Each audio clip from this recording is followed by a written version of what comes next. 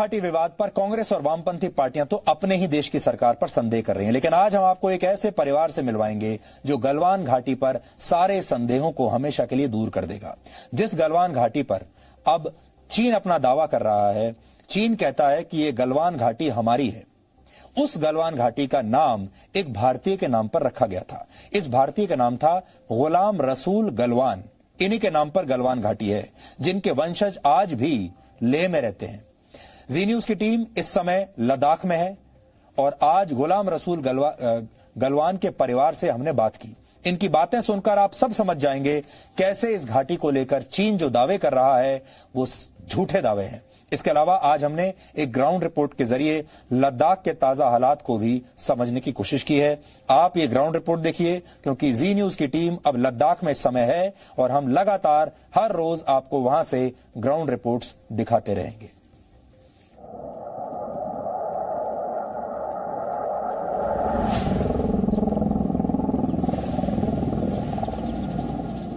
जिस गलवान घाटी पर चीन कब्जा करने के लिए बेकरार है, उस गलवान घाटी का नाम भारतीय नागरिक गुलाम रसूल गलवान के नाम पर पड़ा है, जिनका परिवार आज भी लेह में रहता है।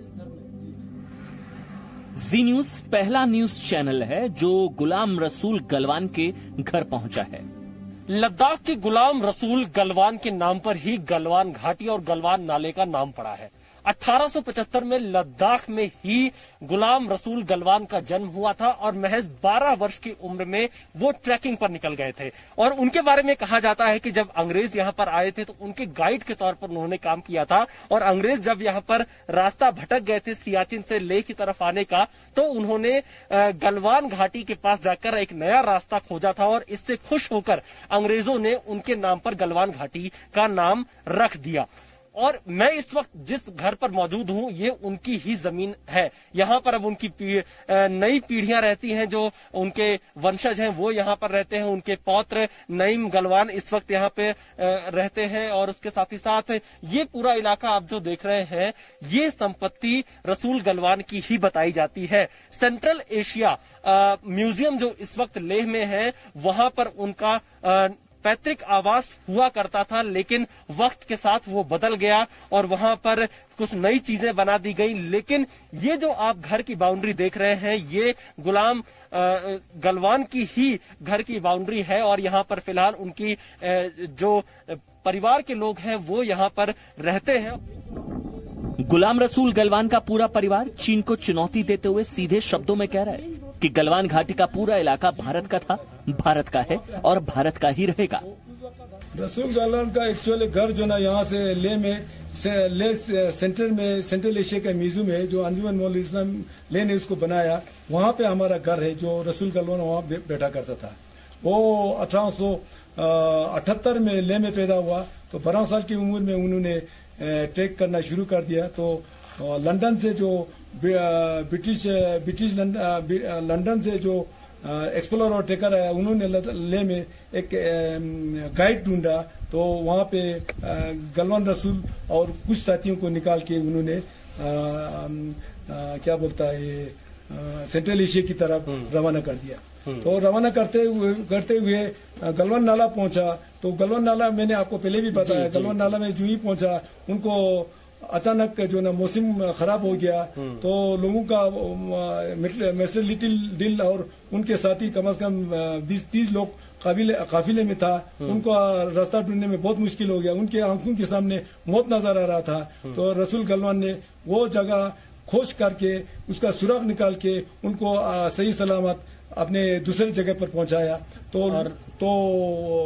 वहाँ पे एक्सप्लोरर जो डेनमोर जो ना बहुत खुश हो गया, सरफराज यहाँ हस्बैंड बहुत खुश हो गया, बोला कि रसूल गलवान इस जगह का नाम हम गलवान नाला के नाम से रखेंगे। चीन को क्या जवाब देना चाहेंगे आप, क्योंकि आप लोगों की आवाज बहुत मायने रखती है।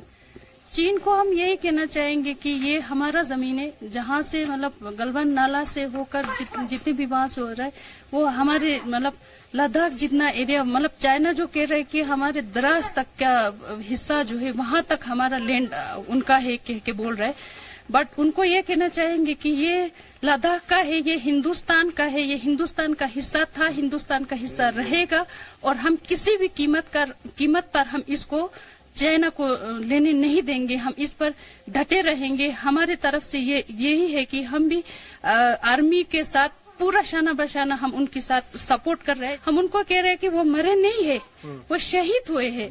हम अमर रहेंगे जिंदगी भर के लिए, हम इंडिया के लिए। और हम यही कहना चाहेंगे, ये जो जमीन है हम उनको बिल्कुल लेने नहीं देंगे।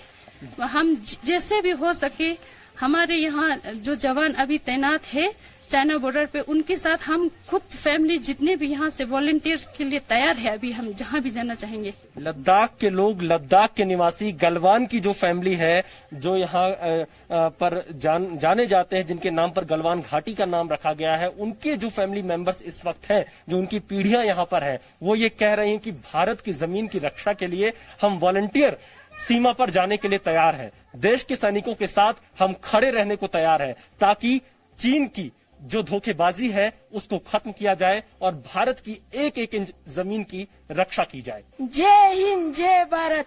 ये इलाका हमारा है और चीन को हम नहीं लेने देंगे।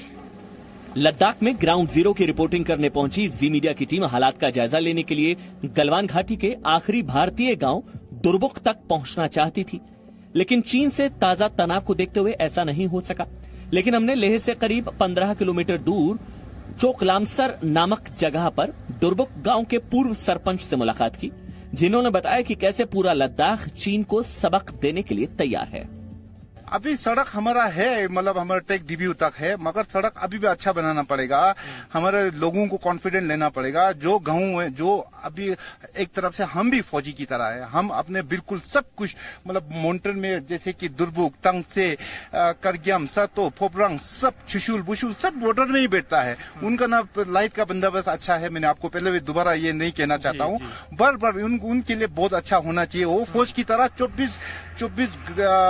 12 महीना बैठता है, ठंड है, हवा है, ये है, हालत खराब है। फिंगर 8 तक हमारा नोमेट जाता था, 5-4 लेन हम यूज करता था, फिंगर 8 तक। आज वो फिंगर 4 तक आ गया। हम मतलब इसका हमें एक बिल्कुल सख्त कदम उठाना पड़ेगा। पूरा देश चीन को माफ करने के लिए तैयार नहीं है। चीन को सबक सिखाना जरूरी है। देश की सेना भी अब चीन की कोई और हरकत बर्दाश्त करने के मूड में नहीं है। लद्दाख की ऊंची पहाड़ियों के ऊपर उड़ान भरते लड़ाकू विमान और हेलीकॉप्टर चीन को चेतावनी दे रहे हैं कि सीमा पर एक और भूल उसे बहुत भारी पड़ सकती है। ये आप मेरे पीछे देख रहे हैं, ये है अपाचे। इसी तरीके से सुबह से लेकर के अब तक मैं जिक्र करूं, अपाचे हेलीकॉप्टर जो है पूरे तरीके से यहाँ पर कॉम्बैट पेट्रोलिंग कर रहे हैं। इससे पहले हमने तेजस भी देखे थे, शिनूक भी देखे थे। लगभग यहाँ पर पूरे तरीके से एयरफोर्स की मौजूदगी और लड़ाकू हेलीकॉप्टर्स की तैनाती है, क्योंकि अपाचे जो है हम लगभग हर 10 से 15 मिनट के अंतराल पे देख रहे हैं 1 या 2 अपाचे नजर आते हैं, सिंक्रोनाइज नजर आते हैं। और ये पूरी वैली, पूरी घाटी को जो है ऊपर से वो कॉम्बैट पेट्रोल कर रहे हैं, नजर रखे हुए हैं। और कहा जा रहा है कि गलवान की घाटी की तरफ जो चीनी सेना की हलचल है उसकी भी पल पल की जो रिपोर्ट है, सेंसिंग है, वो यहाँ पर की जा रही है। तो इस वक्त हम ये कह सकते हैं कि अगर दोनों देशों की थल सेनाएं अगर आमने सामने हैं, तीनों सेना जो है हैवी अलर्ट पर है और वायुसेना की मौजूदगी इस वक्त लगातार कॉम्बैट पेट्रोलिंग में देखी जा सकती है। सचिन अरोड़ा के साथ विशाल पांडे, लेह, लद्दाख, जी मीडिया। तो आपने खुद देख लिया कि लद्दाख और उसके आसपास के इलाकों में, एलएसी के आसपास जो सैनिक गतिविधियां भारत की तरफ से वो बहुत बढ़ गई हैं, यानी भारत ने तैयारी शुरू कर दी है। अब आप सबसे बड़ी बात समझ लीजिए, अगर प्रधानमंत्री नरेंद्र मोदी ने आज सर्वदलीय बैठक में और नेशनल टेलीविजन पर 137 करोड़ लोगों के सामने आकर इतने सख्त शब्दों में ये बातें कही हैं चीन के खिलाफ, तो इसका मतलब यह है कि भारत ने अपनी हर तरह की तैयारी पूरी कर ली है, चाहे वो डिप्लोमेटिक तैयारी हो या वो सैनिक तैयारी हो। और दुनिया भर के देशों से भी इस पर भारत ने अब तक बात कर ली होगी, भारत बात कर चुका होगा और अपनी सैनिक कार्रवाई भी, अपनी तैयारियां भी भारत ने अब तक कर ली होगी। यानी भारत अब जवाबी कार्रवाई के लिए पूरी तरह से तैयार है, क्योंकि अगर तैयार नहीं होता तो प्रधानमंत्री शायद आप सबके सामने आकर इतना सख्त बयान नहीं देते।